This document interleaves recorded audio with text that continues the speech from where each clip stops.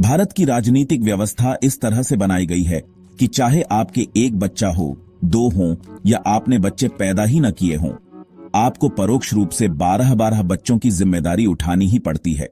अगर आप career focused हैं, आपने शादी नहीं की या खुद को 1 या 2 बच्चों तक सीमित रखा है, तो आप बेहतर कमाई करते हैं, टैक्स भरते हैं और सिस्टम में योगदान देते हैं। वहीं दूसरी तरफ जो लोग बड़ी संख्या में बच्चे पैदा कर रहे हैं, उनके पास बच्चों को बेहतर शिक्षा और परवरिश देने के संसाधन नहीं होते।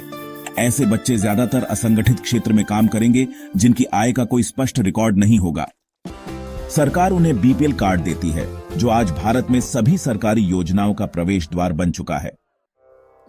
इन योजनाओं में शामिल हैं मुफ्त राशन, फ्री इलाज, सस्ती या मुफ्त शिक्षा, प्रधानमंत्री आवास योजना के तहत घर, गारंटी के साथ रोजगार, मुफ्त गैस सिलेंडर, बिजली, किसान निधि, सस्ते उर्वरक और बीज, ब्याज मुक्त लोन, लीगल एड और यहां तक कि आरक्षण भी।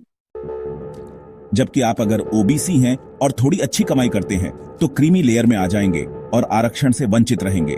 वहीं कम आय वाला ओबीसी व्यक्ति ओबीसी कोटे का लाभ लेगा और अगर वो ओबीसी कोटे में नहीं आता तो ईडब्ल्यूएस कोटा उसके लिए खुला है।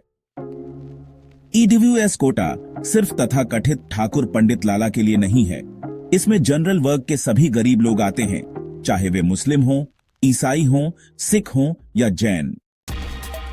भारत की लोकतांत्रिक व्यवस्था कुछ हद तक डिस्टॉर्टेड डेमोक्रेसी जैसी लगने लगी है, जहां आपके निर्णयों जैसे कम बच्चे पैदा करना या जिम्मेदारी से जीवन जीना का बोझ भी आपको ही उठाना पड़ता है। सिर्फ बच्चों का ही नहीं, बल्कि उन्हें पैदा करने वालों की देखभाल का बोझ भी आप पर पड़ता है। सरकार के माध्यम से यह खर्चा तो उठाया जाता है, लेकिन असल में यह पैसा आता है आपके टैक्स से। कई बार ऐसे ही परिवारों में से कुछ लोग अपराध की राह पकड़ सकते हैं, नशा बेच सकते हैं, चोरी डकैती या अन्य अपराध कर सकते हैं। ये लोग अक्सर संगठित होते हैं और उनका वोट बैंक आपके नोट से भी ज्यादा असरदार बन जाता है। क्या इस व्यवस्था में कोई संतुलन लाया जा सकता है? क्या आपको लगता है कि पॉलिसी में सुधार की जरूरत है? अगर हां, तो अपने सुझाव जरूर साझा करें।